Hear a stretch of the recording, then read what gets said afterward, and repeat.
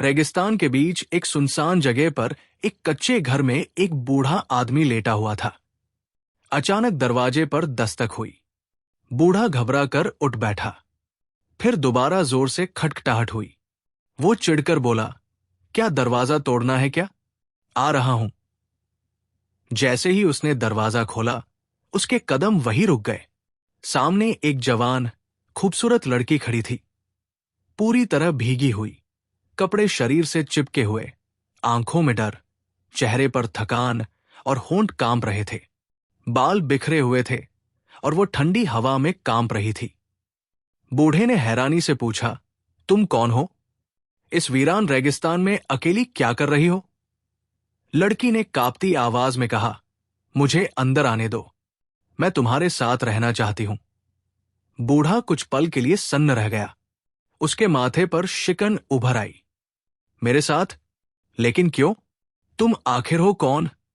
लड़की ने कोई जवाब नहीं दिया, बस उसकी आंखों में देखा और धीरे से घर के अंदर चली गई। बूढ़ा गुस्से से बोला, अरे ये क्या बदतमीजी है? अगर किसी ने देख लिया तो लोग क्या कहेंगे? एक जवान लड़की एक बूढ़े के साथ रह रही है। लड़की, जिसका नाम निशा था, रोते हुए उसके हाथ पकड़कर बोली, मेरा इस दुनिया में अब कोई नहीं है।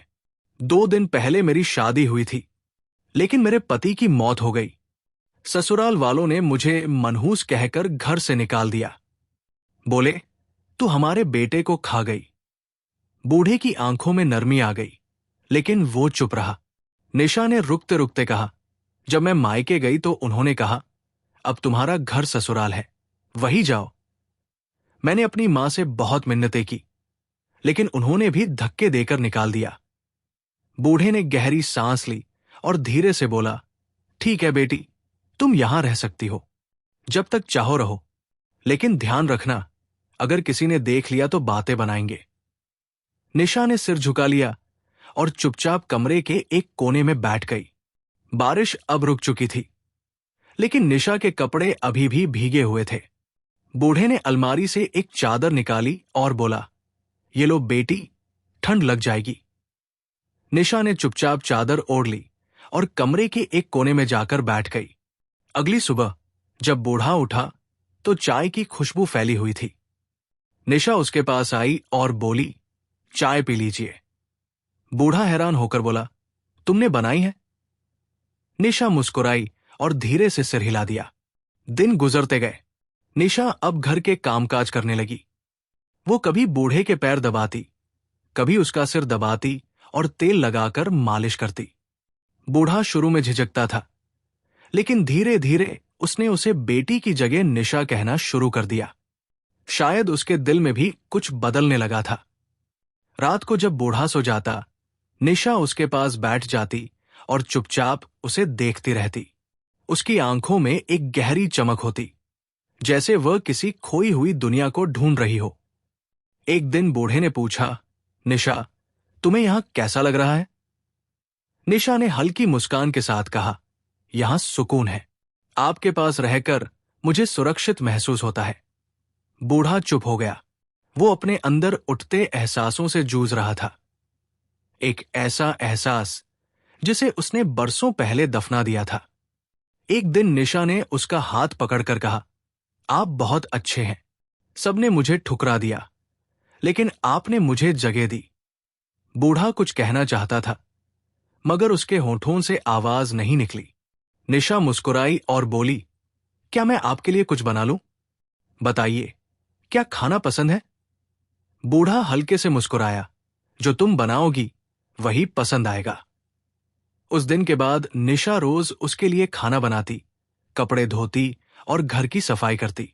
वो एक पत्नी की तरह उसकी देखभाल करने लगी। मगर उनके बीच कोई रिश्ता नहीं था, बस खामोशी, अपनापन और एहसास का रिश्ता। बूढ़ा महसूस करता था कि निशा की मौजूदगी ने उसकी सूनी जिंदगी में फिर से रंग भर दिए हैं। जो सालों से अकेला था, अब उसके दिल में उम्मीद की एक लौ जल उठी थी। लेकिन वो जानता था कि ये सब हमेशा नहीं रहेगा, क्योंकि दुनिया की नजर में ये रिश्ता नाजायज और नामंजूर था। एक रात जब चांदनी रेत पर चमक रही थी, निशा धीरे से उसके पास आई और बोली, क्या आपको कभी मोहब्बत हुई थी? बूढ़े ने लंबी सांस ली और उसकी आंखों में देखने लगा। ये रहा तुम्हारा दिया हुआ टेक्स्ट, बिल्कुल आसान, आधुनिक हिंदी में दोबारा लिखा गया है ताकि 30 से 70 साल के दर्शक आसानी से जुड़ सकें। भाषा को साफ, आकर्षक और मानवीय टोन में रखा गया है। साथ ही पंक्चुएशन, विराम चिन्ह भी जोड़े गए हैं। कुछ देर की खामोशी के बाद उसने कहा, हाँ, बहुत साल पहले, पर वो मोहब्बत वक्त के साथ मिट्टी में दफन हो गई। निशा ने धीरे से मुस्कुराते हुए कहा, शायद मोहब्बत कभी मरती नहीं, बस छिप जाती है और किसी दिन फिर से जाग उठती है। बूढ़े ने उसकी तरफ देखा और पहली बार उसकी आंखों में वो पुरानी चमक लौट आई जो बरसों पहले किसी और के लिए थी। निशा ने उसका हाथ थामा और बोली, मैं यहां हमेशा रहना चाहती हूं। बूढ़े ने कुछ नहीं कहा, बस आसमान की तरफ देखा, जैसे किसी जवाब की तलाश कर रहा हो। फकीर बख्श की जिंदगी में निशा की आमद ने सब कुछ बदल दिया था। जो आदमी बरसों से तन्हाई का आदी था, अब हर सुबह निशा की आवाज से जागता और हर शाम उसकी मौजूदगी से सुकून पाता। निशा ने घर संवारना शुरू कर दिया था। कच्चे आंगन में झाड़ू लगाती, दीवारों को साफ करती और रसोई में कुछ न कुछ पकाती रहती। फकीर बख्श उसे चुपचाप देखा करता और उसके दिल में एक अजीब सी खींच पैदा होने लगी थी। वो जानता था निशा जवान है, खूबसूरत है और वो खुद एक बूढ़ा, थका हुआ इंसान। लेकिन दिल के जज्बात उम्र नहीं देखते। एक दिन निशा ने उसके लिए परांठे बनाए। थाली लाकर बोली, आज कुछ खास बनाया है। फकीर बख्श मुस्कुराया, खास मेरे लिए? निशा ने शरारती मुस्कान के साथ कहा, और किसके लिए? यहां और कौन है? फकीर बख्श ने परांठा उठाया, एक निवाला लिया और बोला, वाह, ये तो बहुत स्वादिष्ट है।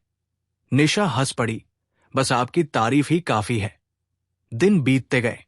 अब निशा अक्सर उसके साथ बैठकर बातें करती, उसकी पुरानी यादें सुनती और कभी कभी उसके कंधे पर सिर रखकर चुप हो जाती।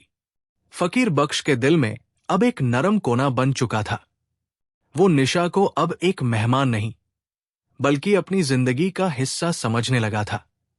एक रात, जब चांदनी पूरे आंगन में फैली थी, निशा ने धीरे से कहा, कभी कभी कहानी यहीं से आगे बढ़ती है।